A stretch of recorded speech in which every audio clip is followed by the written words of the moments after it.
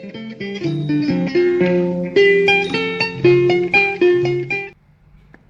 တိုင်းဒေသကြီးလွှတ်တော်ဥက္ကဋ္ဌသည်2026ခုနှစ်ဩဂတ်လ3ရက်နေ့နေ့လယ်12နာရီခွဲအချိန်တွင်ကျောင်းကုန်းမြို့နယ်ထူရီအုပ်ချုပ်ရေးဦးစီးဌာနအေဂျင့်သားရခမ်းမ၌ကျင်းပပြုလုပ်သည့်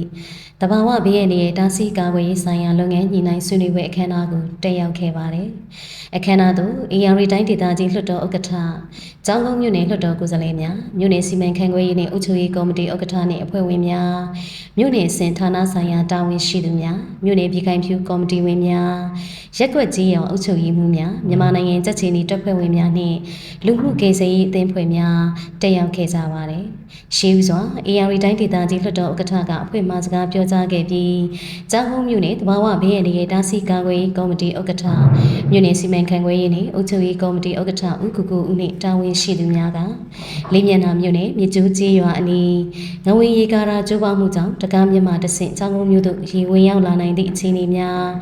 ရေကြီးနှိမ့်မြုပ်မှုဖြစ်ပေါ်လာပါကကုညီကယ်ဆယ်ရေးစကန်များဖွင့်လှစ်နိုင်ရေးအစားအသောက်နှင့်ဆေးဝါးများကြိုတင်စီမံထောက်ပံ့နိုင်ရေးတို့ကို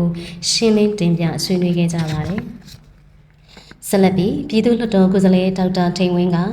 တဘာဝဘေးရန်တည်းဖြစ်ပေါ်လာပါကကော်မတီအနေဖြင့်ကြိုတင်ဆောင်ရွက်ရမည့်လုပ်ငန်းအစီအစဉ်ရှက်ကျူးများကိုစနစ်တကျရေးဆွဲပြင်ဆင်ရန်လိုအပ်ကြောင်းဆွေးနွေးခဲ့ပြီးတိုင်းဒေသကြီးလွှတ်တော်ကိုယ်စားလှယ်များဖြစ်ကြသည့်ဦးကျော်ဝင်းစိန်ဦးထွန်းအေးတို့မှ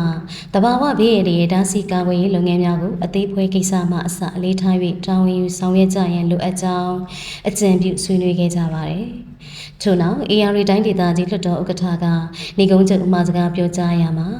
ရေကြီးနှိမ့်မြုပ်မှုဖြစ်ပေါ်လာပါကကုညီကယ်ဆယ်ရေးစခန်းများအစားအသောက်နှင့်ဆေးဝါးများကိုအချိန်မီထောက်ပံ့နိုင်ရေးအတွက်ကြိုတင်စီမံဆောင်ရွက်ထားရန်နှင့်သက်ဆိုင်ရာဌာနများအကြားပေါင်းစပ်ညီနိုင်၍အရေးပေါ်တုံ့ပြန်ဆောင်ရွက်ကြရန်အလေးထားမှာကြားခဲ့ပြီးနေ့လယ်3နာရီခွဲအချိန်တွင်ဆွေးနွေးပွဲအခမ်းအနားအောင်မြင်စွာရုပ်သိမ်းခဲ့ပါကြောင်းသိရှိရပါတယ်ရှင်။